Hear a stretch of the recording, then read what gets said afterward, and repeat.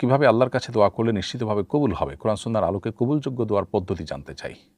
চমৎকার একটি প্রশ্ন। এই প্রশ্ন উত্তরে বলতে চাই, ইমানদার বান্দাদের আল্লাহ তাআলা দোয়া কবুল করেন। আল্লাহ বলেছেন, উদউনি আস্তাজিব লাকুম, তোমরা আমার কাছে দোয়া করো, আমি তোমাদের দোয়া কবুল করব। তবে দোয়া কবুল বিভিন্নভাবে হতে পারে। আমরা আল্লাহর কাছে যা চাইলাম হুবহু সেটাই পেয়ে গেলাম, এটা এক প্রকারের দোয়া কবুল। আবার যা চাইলাম তার চাইতে গুরুত্বপূর্ণ কোনো বিষয় আছে যেটা আমি আসলে চাইতে ভুলে গেছি বা আমি জানিনি, আল্লাহ তাআলা সেই জিনিসটা আমাকে দান করলেন যেটা আরও বেশি প্রয়োজন, সেটা দোয়া কবুল আরেকটা উপায়। আবার দোয়া করার মাধ্যমে কখনো কখনো এমন হতে পারে পৃথিবীতে আল্লাহ কিছু না দিয়ে মৃত্যুর পর আখিরাতে আল্লাহ তাআলা সওয়াব দিবেন, সেটা দোয়া কবুলের আরেকটি উপায়। অর্থাৎ দোয়া কবুল এটি সবসময় আমাদের জন্য কল্যাণ বয়ে আনে, তবে যা চাইলাম সবসময় হুবহু সেটা পাওয়ার মধ্যেই কল্যাণ নিহিত নেই। যেমন মা বাবার কাছে ছোটো ছোটো শিশুরা অনেক সময় অনেক কিছু চায়, তো যেটা চাইছে সেটা তার জন্য খুব বেশি কল্যাণকর নয়, তার চাইতে অন্য কোনো কিছু কল্যাণকর সেটা তখন তাকে দিয়ে দেওয়া হয়। এটাও কিন্তু তার চাওয়া পূরণের একটা অংশ, একটা পদ্ধতি।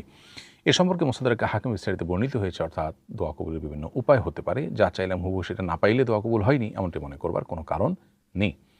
এবার আসুন দোয়া কবুল কিভাবে হবে। আমাদের দোয়াগুলো কবুল যোগ্য হওয়ার জন্য সবচেয়ে গুরুত্বপূর্ণ যে বিষয়টি আমাদের খেয়াল রাখতে হবে তা হলো হালাল উপার্জন, হালাল ভক্ষণ যেন থাকে।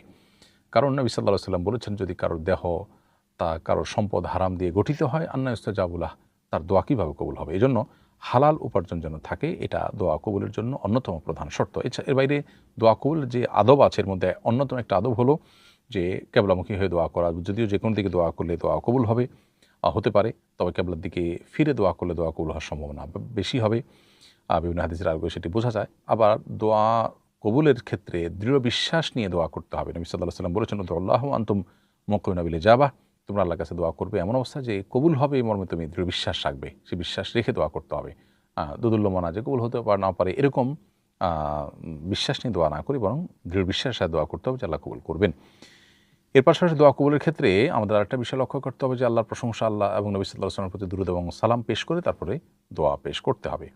দোয়া কবুলের ক্ষেত্রে আরেকটা বিষয় হলো যে দুই হাত তুলে আল্লাহর কাছে দোয়া করব আমরা। যদিও হাত তোলা ছাড়াও দোয়া করা যেতে পারে, কিন্তু হাত তুলে দোয়া করার নির্দেশনা হাদিসে রয়েছে। নবী সাল্লাল্লাহু আলাইহি ওয়াসাল্লাম বলেছেন, ইন্না রাব্বাকুম হাইয়ুন কারীম ইয়াস্তাহি মিন আবদিহি ইযা রাফা ইয়াদাইহি আন ইয়ারুদ্দাহুমা সিফরা, তোমাদের রব অত্যন্ত লজ্জাশীল এবং সম্মানিত, বান্দা দুই হাত তুলে আল্লাহর কাছে দোয়া করলে সেটা ফিরিয়ে দিতে আল্লাহ তাআলা লজ্জাবোধ করেন। এই জন্য দুই হাত তুলে দোয়া করাটা দোয়ার আদব।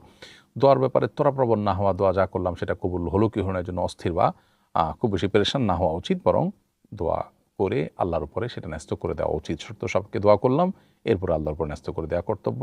কবুল হলো না কেন, আমি যা চাইলাম তা তো পাইলাম না, এরকম যারা অস্থির হয় তাদের দোয়া কবুল হয় না। এবং নবী সাল্লাল্লাহু আলাইহি ওয়াসাল্লাম দোয়া কবুলের ক্ষেত্রে শর্ত দিয়েছেন যে মালাম ইয়াস্তাজিল, বান্দার দোয়া কবুল হয় যতক্ষণ পর্যন্ত সে তাড়াহুড়া না করে, অর্থাৎ কবুল হলো না কেন এটা নিয়ে তার যদি কোনো পেরেশানি না থাকে, আল্লাহর উপর ছেড়ে দেয়, সে দোয়া কবুল হয়। এবং দোয়া কবুলের ক্ষেত্রে আরেকটা বিষয় হলো যে আল্লাহর সুন্দর সুন্দর নাম ব্যবহার করে দোয়া করা। হে আল্লাহ, হে মা হাই হাই, হে মান কাইয়ুম, হে রহমান, হে রহিম, এরকম বিভিন্ন সুন্দর যে গুণবাচক নামগুলো আছে সেগুলো দিয়ে আল্লাহর কাছে দোয়া করা। এবং দোয়া কবুলের বিশেষ মুহূর্তগুলো খুঁজে খুঁজে দোয়া করা, যেমন ভোর রাতে, পাঁচ ওয়াক্ত নামাজের পরে, বৃষ্টির সময়, আযান ইকামতের মধ্যবর্তী সময়ে, ইকামত চলাকালীন সময়, বিভিন্ন দোয়া কবুলের যে সময়গুলো আছে, স্থানগুলো আছে, সেগুলোকে বিশেষভাবে দোয়ার জন্য খুঁজে খুঁজে বের করা। এটাও দোয়া কবুলের সম্ভাবনাকে বাড়িয়ে দেয়। আল্লাহ তাআলা আমাদেরকে আল্লাহর কাছে গ্রহণযোগ্য দোয়া বেশি থেকে বেশি নিবেদন করার তৌফিক দান করুন।